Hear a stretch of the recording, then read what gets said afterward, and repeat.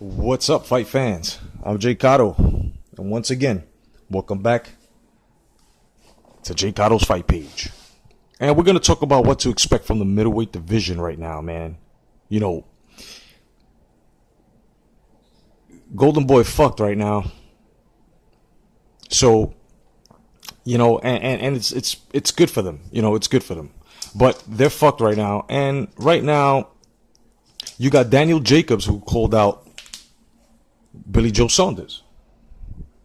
Now, Billy Joe Saunders has to understand that if he accepts this fight or takes this fight with Daniel Jacobs, there's no way in hell is he supposed to think, not even for a split second, that Daniel Jacobs is going to be easy work like it was for Monroe Jr. See, because Jacobs has fought the best of them so far, except for Canelo. Jacobs is elusive, has power. It's pretty big. Billy Joe Saunders is going to have a lot of problems, and I'm going to go as far as to say that he is not going to get past Jacobs. He's not going to get past Jacobs. Now, Saunders is worried about the Canelo and Triple G match, and I think that, okay, it's good to partially concentrate on that, because of course you want the winner of that. But now what you really want to do is fight the likes of Daniel Jacobs. Test yourself just to see exactly where you at.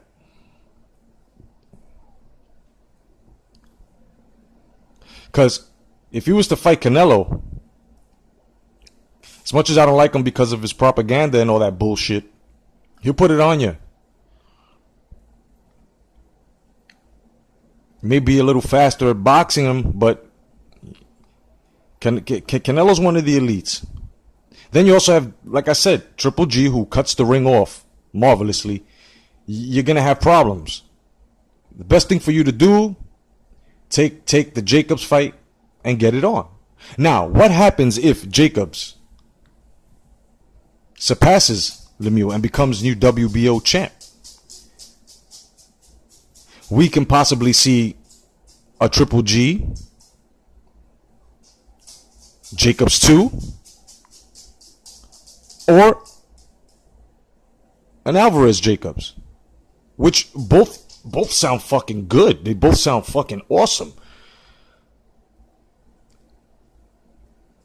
But if Billy Joe gets past Jacobs, then we won't have to worry about a second fight again with Triple G and Jacobs. We'll just have to worry about either Canelo taking care of business with Saunders or Triple G taking care of business with Saunders. The winner of that. But Saunders fighting either or is pretty good. But before he gets to these guys, while these two guys finalize their contractual agreements and everything, and all the promoters and the promotions get shit right and all this bullshit, while they're going through all of that, he should answer Jacobs' call, and he should fight Daniel Jacobs. The middleweight division is going to be great for 2018. It's fucking stacked. You know, and peace to Keith O'Sullivan as well. You know, should I say Gary? Peace to you, and congratulations, yesterday's win. You know, it's looking good for this division, and we're going to have some serious fights, man. We're going to have some serious fights in 2018. The welterweight division as well is going to be crazy. The heavyweight division, it's pretty good. It's a pretty good heavyweight division, but right now it's scattered. It's scattered because of the politics, because of the testing, and Joshua having to get his mandatories out, and while they're doing whatever he's got to do, but then at the same time here, right? At the same time, the other contenders should be worrying about each other, trying to get that rank, so they can fucking actually go for titles. You see, because the ranking systems do matter. I don't care what anybody says. You can't use a ranking system to your advantage or for your benefit whenever you're having a debate for your champ. You can't say that the belts don't matter and then 4 or 5 months down the line, your champ is going for a title, all of a sudden it matters. You can't be double standard like that. And it seems like a lot of people are doing this. I remember I used to hear calls of, oh, they should use the ranking systems again. They've been using them and now all of a sudden it's no good because it doesn't benefit their fighters. Man, it makes no fucking sense. So they should just stick to it and let these fighters do what they have to do. Fight to get to the top. Fight to get to the champion. Make each other great by fighting each other. Not by fucking weight skipping or division skipping just to go for fucking titles or for easy motherfuckers. And then to go back down your original weight divi and fight there. And then once in a while move up again and defend the strap that's supposed to be in rotation in the higher division you went to. But meanwhile, these fucking fighters out here that are killing themselves just to have that fucking strap gotta wait because you're holding it for ransom. See, shit like that is whack. That's why I admire Terence Crawford. I respect what Terence Crawford has done. He closed the divvy, whether people like it or not, whether Gamboa was smaller or not, whether he ain't for nobody, whether Postal wasn't nobody, whether Ndongo was nobody. It's all subjective. It's your fucking opinion. But at the same time, these men had fucking titles. You know what I'm saying? Ndongo had a title. Why? He wasn't just given that fucking title. So now everybody wants to talk about Limpinez and Crawford. But at the same time, Limpinez got left out in the dirt. He got left out all the way in the fucking dust. You know why he got left out in the dust? You know why? You have to blame the sanctioning bodies.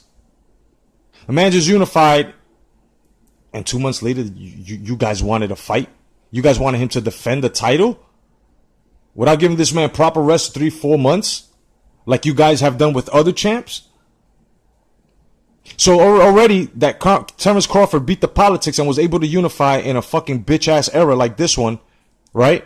He did that with some throwback fucking fighting and all of a sudden here comes the sanctioning bodies trying to fuck him over. It's got nothing to do with him being black because had that been with anybody else, they would have done the same thing. I don't believe in that. Oh, because he's black. No, it got nothing to do with that. If you're fighting and you're doing what you got to do, and your promoter's promoting you correctly, then you should have no fucking problems. A lot of people, not even a lot of people, certain people say that Joshua, right? Anthony Joshua isn't known in the United States of America. But it's funny on how Joshua's more known in the United States of America than Wilder. And if they didn't know him before the Klitschko fight, they know him because of the Klitschko fight. And this is where everybody's opinions have been weighed and moved towards Anthony Joshua. Now, I don't agree with the politics that Anthony Joshua and Eddie Hearn are doing with the, that shit that they said 2020. But at the same time, these guys redeemed themselves saying that the fight will be made 2018. A lot of guys want, oh, yeah, well, you should fight him now. Well, if he does that, the sanctioning bodies, the politics, which you guys are trying to make it look like Joshua's pussy, but it's not. He said he would fight him, but you guys got to understand that the politics are going to be the problem here. You see, we do want our men to fight each other, to go up against each other, to fucking unify. But at the same time, if you have a mandatory, you don't fight that mandatory, then before that fresh ink hits that paper, your champ or my champ would be stripped. So what unification will there be? See, this all has to do with patience. It has to do with patience. It has to do with fighting. It's not some shit where it's like, okay, I got a title, you got a title, let's go. Pay the mandatory some step aside money. That's the problem here. That's the fucking first problem that we're having here. GGG has to take a little bit of blame for taking step aside money a couple of times, or should I say one time with Canelo. And it delayed that shit when he shouldn't have done that. Right? But they finally got that out the way. Sean Newton hit a good point in his video this morning that I saw that, I have to disagree, but it made pretty good sense, and peace to you, Sean Newton. he said that, you know, it was more of a strategy for Oscar and Canelo to build this fight, to put more asses in seats, and, you know, to make the pay-per-view more worth it as they prolonged it. But at the same time, as you prolong these fights and you keep doing that, it loses, you know, that it's very lucky that it didn't become, you know, to the point lackluster for the fight fans. And they were just like, fuck that, forget it. And so upset at the politics that they just lost interest. You know, I can understand that, but at the same time, they're lucky that us fight fans didn't lose interest in this, because we were starting to lose interest. Everybody was like, oh, fuck Canelo, you know, and I was one of them too. Oh, this shit ain't gonna happen, you know, and it happened. And it's going to happen again because of Adelaide Bird. 110, 118. Unbelievable. But back to the middleweight division here. We're going to have a whole bunch of barn burners, man. We're going to have a whole bunch of barn burners. HBO yesterday gave us a pretty good card. Last week, ESPN, Top Rank, gave us a very, very, very fucking good card. You know? And it is what it is. It is what it is. I don't think that the politics are bringing, you know, I don't think the politics brings any type of racism in it. It has to do with money. It's all about money. So if certain black fighters, Hispanic fighters, Asian fighters, some of them don't get their fair shake, then it has to be evident that it's the money. And the promoters aren't promoting their fighters correctly. When you're a promoter, you're supposed to make your fighter a hot commodity. Look how everybody fucking caught a heart attack, right? And everybody sort of got offended when Bob Arum came out and said that Lomachenko is, like, you know what I'm saying, the best since Ali. And people caught offense. You know, so some people were okay with it. But he's doing his job as a promoter. It's okay for Bob Arum or anybody else to say that their fighters are better than anybody in the past. Like, you know, this is opinion. When we hear it, the fight fans. But for them, they're taking this as fact. Even though it's a fucking selling point to their fighters, they know goddamn well. Bob Arum knows goddamn well Vasily Lomachenko is not better than fucking Muhammad Ali. You know, and that's speaking in ring. Ali fought everybody. But now we've got to understand now that, you know, Lomachenko's building himself up. Rigondeaux has to come the fuck back. And he has to start taking serious fights. If people don't want to fight him, then the best thing for him to do, if they don't want to fight him where he's at, move up. Speak to Rock Nation. Speak to Rock Nation, because I think you're the last of them. Miguel Cotto left him. Ward's not there no more. You're the last of them, Rigondeaux. You better do something. You better do something. Because Top Rank had you living, and you had a nice fucking following in China. You know, you were getting money. But for some reason, people have a problem with Bob Arum because Mayweather made some cleans, but people are not understanding that Bob Arum had helped Mayweather get out of some trouble with a certain individual and already paid him the $6 million he owed him. So I don't understand what's going on with that. I think the only person that owes him is fucking De La Hoya, right? And I don't know what's going on with that. So now we have this bullshit. So let's just hope that the middleweight division